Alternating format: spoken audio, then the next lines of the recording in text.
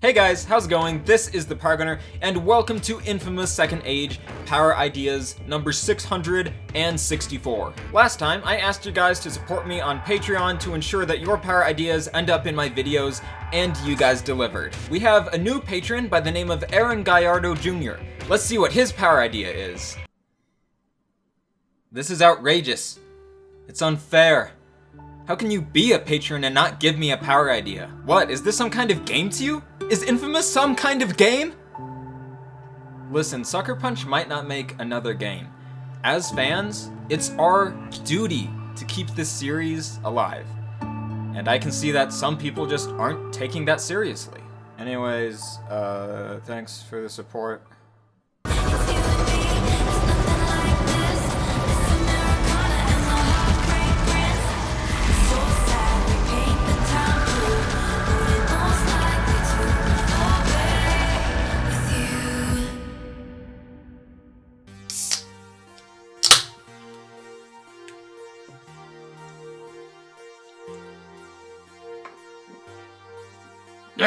Alright guys, welcome back. It is a new day.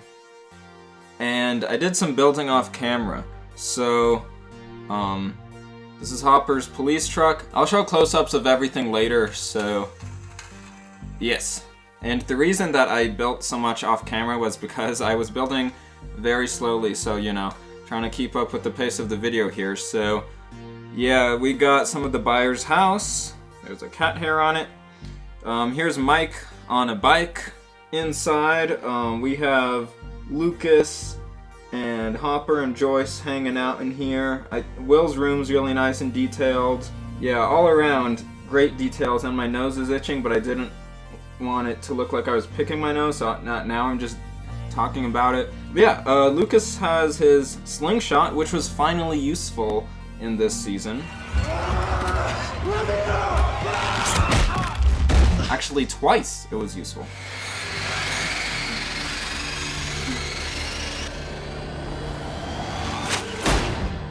Alright, so let's continue to talk about the first half of Season 3. So the first episode basically just, you know, it sets up where everyone is now and what's picking up with the mystery. Nancy and Jonathan start to investigate the rats. Eleven and Max end up investigating Billy. Joyce and Hopper investigate the Hawkins lab and the magnets and shit. And Dustin, Steve, and Robin investigate the Russian transmission. Alright, and I just built Dustin. And he has a really cute face with the lack of teeth that are shown. I like that. Alright, so Eleven and Max start to hang out more since Mike isn't hanging out with Eleven. And like I had already previously said, Max helps Elle just, you know, realize what it's like to be a normal girl and to have a female friend. And I really like how they mix in doing what like kids would do that age, such as spin the bottle, except they add the superhero twist on it because naturally Elle would, you know, use her powers. So they play games with her like spying on people and whatnot. And there's a really great scene where they go to the mall and go shopping. And then Elle finds out that Mike has been lying to her about why he can't hang out with her. His Nana isn't actually sick. But she doesn't find out that Hopper sort of caused all of it. So anyways, she dumps Mike's ass. I dump your ass. And Max also dumps Lucas for not really any reason. Just because, I don't know, that's what she does, I guess. Anyways, while they're playing the spin the bottle spy game, they end up spying on Billy, and they find out some weird shit about him with what's been going on with him being possessed by the Mind Flayer, which I think is a really great way for them to become involved in this mystery. It's really clever writing. So they look into Billy and Heather, the lifeguard who's gone missing, and they end up finding them at Heather's house just chilling with Heather's parents, and Heather's dad just so happens to be Tom, who's the boss of the newspaper that Nancy and Jonathan work at, which I think is a great connection, and it makes sense because everything takes place in a small town. And Billy, or rather the Mind Flayer in Billy, notices that Eleven is the person who shut the gate and that she's kind of his nemesis, and it's a very creepy scene how that's done. I like that a lot. We are living in a material world, and I am a material girl. So, meanwhile, Mike Lucas and Will are hanging out. Dustin isn't hanging out with them because he ends up hanging out with Steve. And like I've already mentioned, Mike and Lucas pretty much just bitch about their girlfriends being bitches, and they try to figure out how to get them back. And Will just wants to play D&D, and it's really sad. And everyone ends up having to team back up because of what's going on with Billy and the Mind Flayer and all the mystery stuff that the girls are figuring out. And then from that point forward, all of the mystery stuff gets more prevalent in the season. And I actually think I like the first half of the season more than the second half because there's more character development in the first half, and it's not necessarily all that well integrated into the second half. For some characters it is, for others it isn't, but I'll be talking about that later on in the review. So the kids figure out that how they can test if Billy is actually possessed by the Mind Flayer is to lock him in the sauna at the pool and see if he can deal with the heat, because as we know from the previous season, the Mind Flayer likes it cold. Also, Will can sense the Mind Flayer, so that kind of helps them out too, but really, I think the sauna test is a genius idea, and it culminates in what is like a really great fight scene, and that's something there's not much of in the show, is great fight scenes. Not that there needs to be, it's a monster mystery show, but it really is pretty tense, and I like how they have the flickering lights going on in that. And Elle isn't totally overpowered, like Billy starts choking her and she can't do anything, so Mike has to save them by attacking Billy. Also, you see that Max, like, she really does care for Billy, even though he's a massive dick most of the time, because after all, he is family, you know? He is her stepbrother. And Billy is just so messed up and tortured by the Mind Flayer and everything else in his life, and like, it's really sad to watch that character. He's really quite tragic. And while Billy is in the sauna, the grandma, or not actually Nancy's grandma, but Mrs. Driscoll starts freaking out because she's also possessed by the Mind Flayer, which I think is quite freaky. So Nancy keeps on pursuing the story of the rabid rats that this old lady, Mrs. Driscoll, has in her basement, even though her bosses didn't want her to, and it ends up getting her and Jonathan fired. Jonathan gets pretty pissed about it because his family isn't as well off as the Wheelers are. Yeah, the real world sucks. Deal with it like the rest of us. And he really needed the job. You don't know what it's like.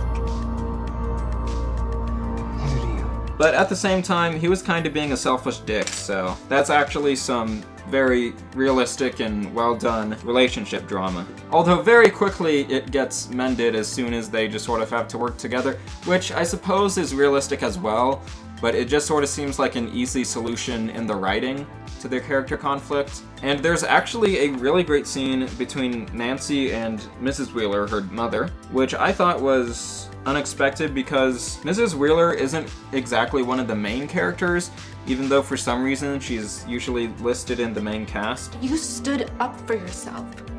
That you stood up to those shitheads. Mom! Yes, those shitheads. But yeah, that gave her a cool scene to shine in this season. Also, you know, with the Billy stuff earlier. And if you believe in this story, look at me, Nancy.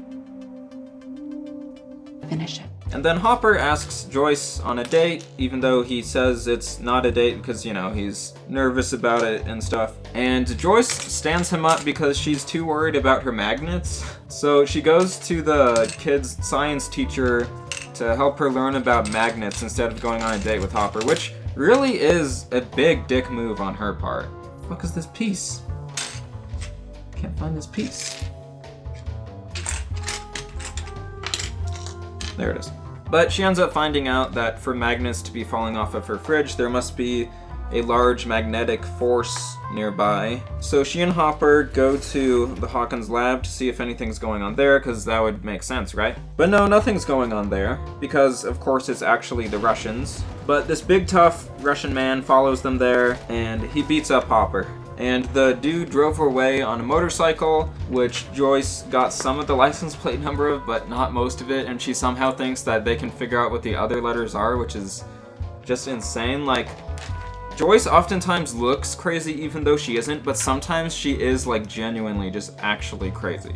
There was, I think it was either an H or a P with the part rubbed off, and there was definitely a Y, for sure. And that I think was a B, but it could have been an 8.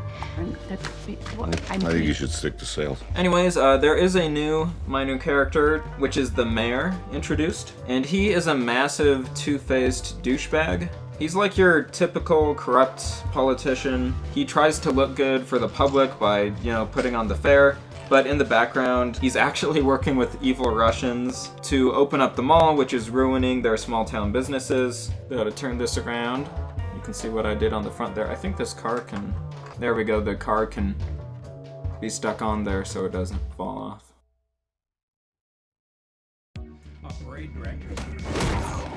So Hopper interrogates him and beats the shit out of him, which isn't entirely necessary, but he's really just like taking out his anger on him, because he does have this built-up anger over things in his life sort of being out of his control right now. He and Joyce find out about the Russians and the mayor's involvement with them, and Hopper realizes that Joyce would actually make a really good detective, and he tells her that, sort of trying to give her a reason to want to stay in Hawkins. And then with Dustin, he intercepts a secret Russian transmission, which there's a very funny scene where he's telling Steve about that. He intercepts it with Cerebro, his radio tower thing, named after the X-Men thing, of course. And then Robin ends up becoming very useful for translating the Russian, because Steve and Dustin are not really smart enough to do that. Like, Dustin is very book smart, he's very smart about certain things, but he doesn't know any foreign languages, and outside of book smarts, he's kinda dumb just like Steve is. There's a wizard hat, everybody, for Dungeons and Dragons or whatever. And it looks like we have Bob's video camera here, or something like that. So Robin not only translates the Russian, but she also solves what the coded message means. And then they realize that they need someone even smaller than Dustin to fit into the air ducts to get to this room that the Russians are using. Not my feet, dumbass. Push my ass. What? Touch my butt. I don't care. Come on. Harder. Push it. So they end up having to use Erica, who's Lucas's little sister. She was in season 2, but it was pretty much just almost like cameos in a way. I guess it wouldn't be considered a cameo, because it's not like she's from anything else. But she has just these quick little lines of dialogue in season 2, and every single one of them is hilarious. I love this song. You? Yeah, I love it. But not as much as I love you, Lukey. Get out of my room! So I think it was a really smart idea to make her part of the main cast in season 3. She's just insanely rude to everyone, and she has no filter, yet she's so likable because of how funny she is. And she's also very smart. She's telling them things about capitalism, and later on we get even more smart things she does. You want my help? This USS Butterscotch better be the first of many. And I'm talking free ice cream for life. So she ends up working with or for Dustin and Robin and Steve, but with her attitude, she's kind of like her own boss and she doesn't really care what they say, which is great. And that team of 4 people, I guess we could just call them the ice cream team, they end up finding that the secret room that they have to break into is actually an elevator, which takes them down to a secret Russian base. I just made some Christmas lights here. I think it's really cool how they translated that into Lego. Alright, so now we're at sort of the midway point in the season, and for most of the second half, Dustin, Steve, Robin, and Erica investigate the Russian base.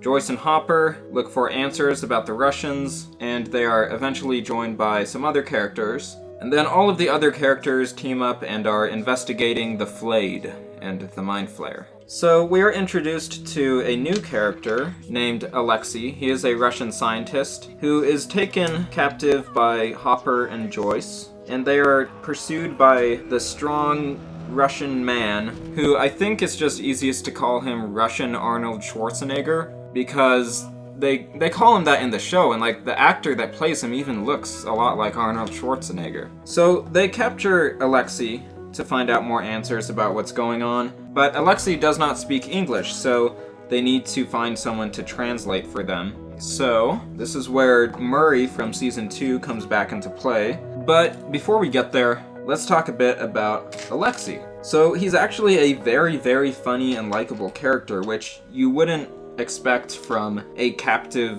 villain type character. But really, he wants to be free from his Russian bosses that could do horrible things to him. And we see very early on that he is a nice guy who can be trusted. He warns Hopper and Joyce about Hopper's truck about to explode. Стоп!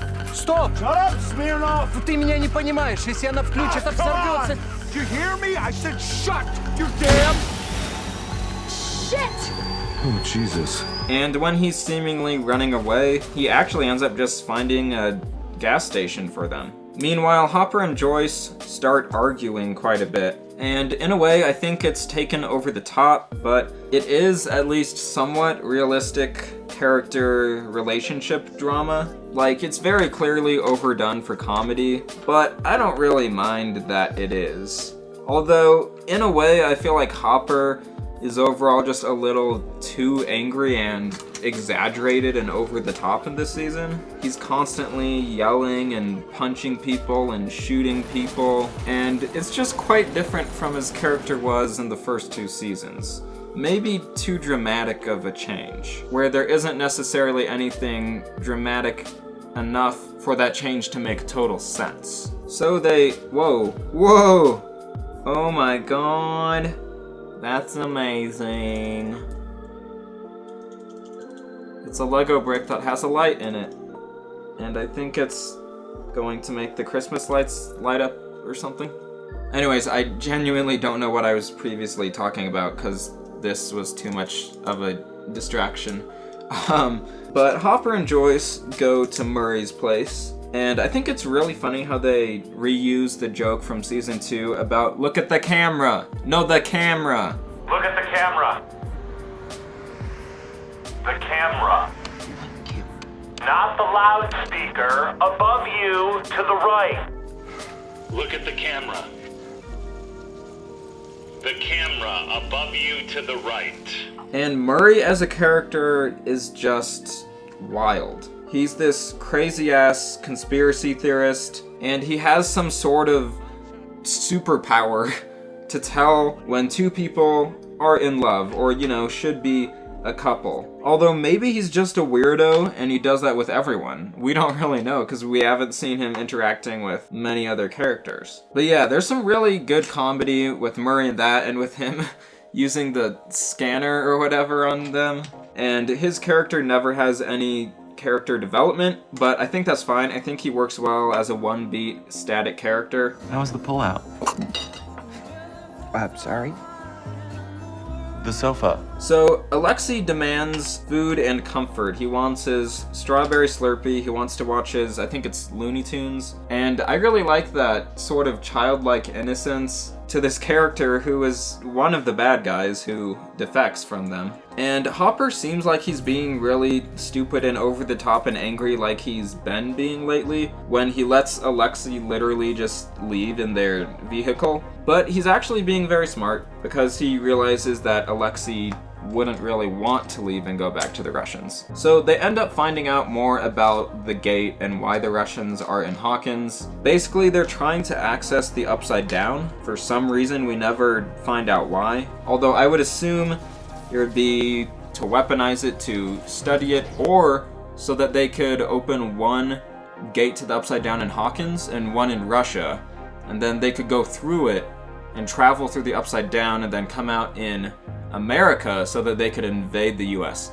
That's never directly said. I felt like it was somewhat implied, but I'm not entirely sure. Because Alexei says that they're in Hawkins because the gate there was still healing, and I'm guessing why it didn't work to open the gate in Russia at the start of the season. But I'm still not totally clear about that, even after watching the season 3 times. So Joyce realizes that this means that their children are in danger once again, and she and Hopper call up Dr. Sam Owens from season 2 and the military to come and assist them with this issue. But of course, they literally show up as soon as the threat is over, so they end up being useless. But all 4 of these characters, Joyce, Hopper, Murray, and Alexei, they go back to Hawkins and to the fair that the mayor is holding to try to rescue their kids or, you know, from whatever danger they may be in. And that fair is a really good, like, playground for some cool fight scenes. Which, once again, Stranger Things, not known for its fight scenes, doesn't need to have fight scenes, but it works. All of this just works. It's not, I'm not kidding.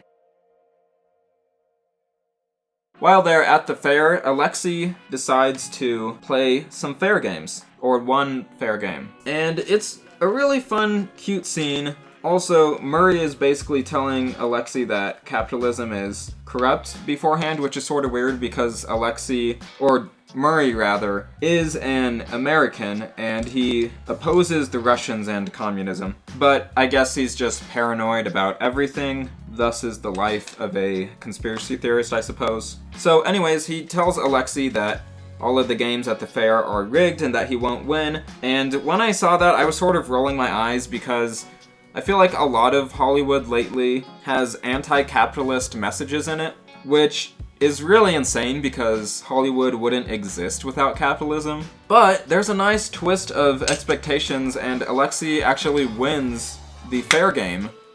And he's like, yay, I'm becoming an American, or, you know, whatever. That was sort of the feeling that the scene gave off. So I'm glad that the show didn't have anti-America, anti-capitalist propaganda in it. But unfortunately for Alexei, right after his amazing moment of crowning achievement, he is shot and killed by Russian Arnold Schwarzenegger, who arrives at the fair. I feel like his death sort of comes out of nowhere, and it's quite shocking, and he was a very likable, happy little fellow for the short time that we knew him in the season. So I think his death actually, you know, it hits kind of hard, and it sort of tells you, like, okay, yes, we've been joking around a lot, but things are going to get serious because the season is ending soon, so, you know, let's ramp up the stakes. Meanwhile, Dustin, Steve, Robin, and Erica find themselves in an underground Russian base under the Starcourt Mall, and Steve is really like the brave protector of the group, which is nice. You know, it's sort of like the babysitting role that he ended up in at the end of season 2, and I think that's a very good quality that Steve has, even though he's an idiot. And he is becoming surrounded by nerds, which he has a resistance to hanging out with nerds or being considered a nerd because he's still sort of used to the social constructs of high school. So they end up finding the gate after Steve finally wins a fight, which is a pretty funny moment. But then they are, of course, captured because, I mean, they're kids running around a secret Russian base. Of course they're gonna get captured. Well, Steve and Robin aren't captured. Dustin and Erica actually happen to get away. So Dustin and Erica have a nice scene where Dustin tells Erica that she's a nerd, and she, like Steve, is resistant to this stereotype or, you know, being considered one of them. And yeah, I think it's really cute how Dustin explains to her that she's a nerd too and that, like, it's kind of okay to be a nerd. And both of them, like I've said already, are actually quite smart, and they end up figuring out a way to rescue Steve and Robin. But before they rescue them, Steve and Robin are being beaten up and interrogated by the Russians, and the humor in certain aspects of this is a little bit over the top. It's sort of a common theme in the season is over-the-top humor that doesn't necessarily always work or fit. But Steve and Robin end up actually having a really sweet, intimate scene where they talk about life and their place in it and whatnot. And in this scene, Robin is sort of getting out some anger, well, not in a mean way really, but she is expressing that she was jealous of Steve's status in high school and she sort of hated him for it in a way, but she also says that she was obsessed with him. So it seems like she had a crush on Steve in this scene. Of course, later we find out otherwise. And Steve is finally coming to terms with, like, being okay with hanging out with someone who would be considered a nerd, and that maybe he should have been in high school and he shouldn't have been a dickhole. And it seems as though either I have lost a piece or this Lego set doesn't have one of the pieces, which would surprise me because that's never happened to me before. Fuck. What in the shit? Oh, I found it. It's still in this bag that I threw over here.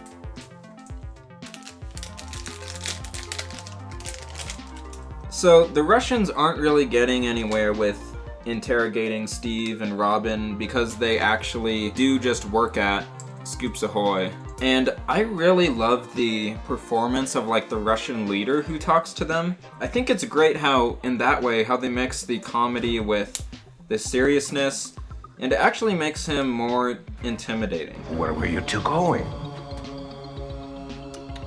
Oh god. I just messed up my Lego build. Oh, fuck. So the Russians drug Steve and Robin to get them to talk, and them being on drugs is a mixture of comedy and an obstacle that Dustin and Erica have to work with and hopefully overcome. Also guys, I just want to show you real quick. I got the light thing working. Now it looks like the Christmas lights light up, kinda. It's pretty cool. I've never had a Lego set that had lights before.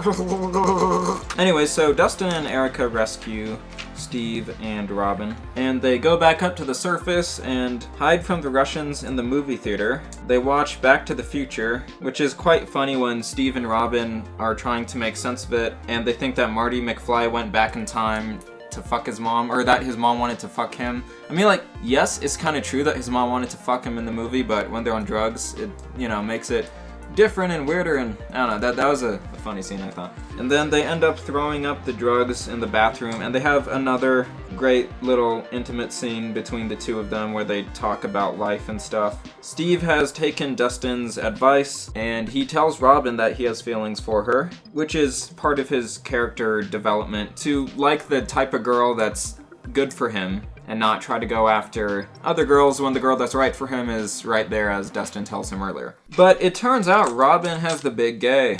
Oh. Holy shit. Yeah. Holy shit. Robin is lesbian, which makes sense with the previous scene where she was talking about being obsessed with Steve, but also, you know, kind of being extremely irritated by him because the girl that she liked really liked Steve. Now, it depends on who you ask, but some people think that Robin being a lesbian feels quite forced and shoehorned into it just to have some like social justice or whatever. But in this case, I really don't think it is. And I think part of why Robin felt like a social outcast in high school had to do with the fact that she didn't like boys. And really, it all makes sense to me for her character. Although some fans may be disappointed that her and Steve couldn't end up being a couple, because they really did work nice together and would have been a very cute couple. But I think it works really well for Steve's character development. First, for him to be okay with dating a girl who is unpopular or not someone who's looked at as being very cool socially. But then to take that a step further and for Steve to really learn that he doesn't need a girlfriend at all to be cool. And I think the idea of him needing to have a girlfriend to be socially accepted is something really good that he's able to overcome, because if not, that's just gonna